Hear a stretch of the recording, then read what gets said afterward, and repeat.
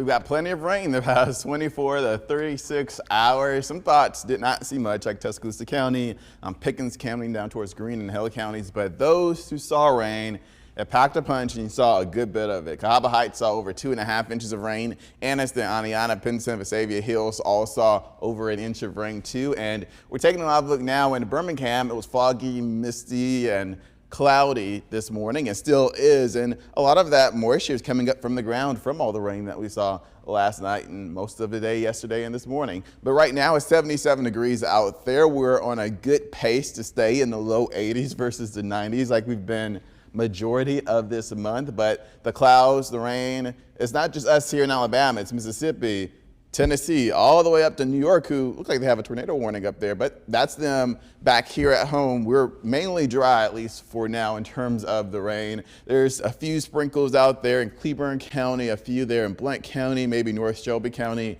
but overall we're dry as of now. But that could change as we get into the rest of the day. But because the ground has been soaked so much, it's harder for the sun to warm the ground. Therefore, it's harder for the air around us to warm up, and temperatures will stick around in the 70s, from 76 in Gaston, Aniana, 73 in Haleyville. Spots that didn't see that much rain, like Tuscaloosa, Utah, and Gainesville, they're already in the low 80s, so they'll be on the warmer side of the map. But here's the first warning feature track, planning out what we can see the rest of the day.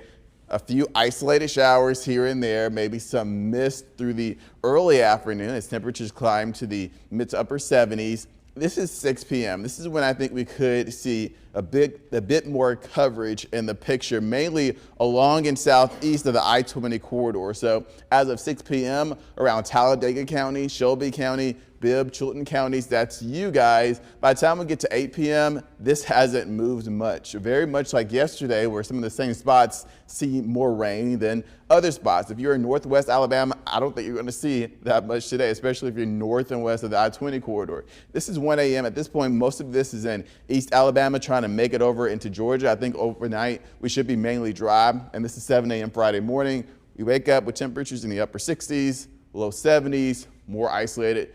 Thunderstorms possible again in southeast Alabama, Alex City, Tallapoosa, Coosa, Clay, Talladega County. That's you guys. And this just builds through 4 p.m. As temperatures climb, that's the better chance we have for some rain and thunderstorms. This is 4 p.m. again over Pell City, Calera, Clanton, and East Alabama. And once again, I think the best activity both today and tomorrow will be south and east of that I-20 corridor. Things don't really change until we get into the overnight Saturday into Saturday morning. We're dropping down to the mid 60s, which is going to feel nice. It's going to be drier. Overall, much better. We'll be mild and dry through the weekend too. Highs in the mid 80s on Saturday, from 81 in Coleman to 80 in Ashridge, all the way up to 87 in Brent to 85 in Greensboro. And on Sunday, a pretty similar situation, a little bit warmer. 87 in Birmingham, 82 in Ashridge, 87 in Sylacauga, 85 down there in Alex City. We could see a few spotty showers, but most will stay dry, and we're not expecting any thunderstorms with it because all that instability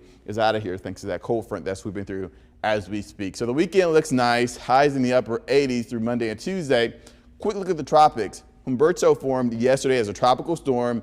It'll rapidly intensify to a Cat 3 storm as early as this weekend. Not a threat to the U.S. Hurricane Gabrielle, way out in the Atlantic, actually headed towards Portugal and Spain now. Once again, not a threat to the U.S., but this is something we're watching over Puerto Rico and the Caribbean. That will move northwestward, where it has a higher chance of developing into a tropical system where it could impact Georgia and or the Carolinas. We'll keep you updated on that at WVTM13.com. You're watching WVTM 13 News.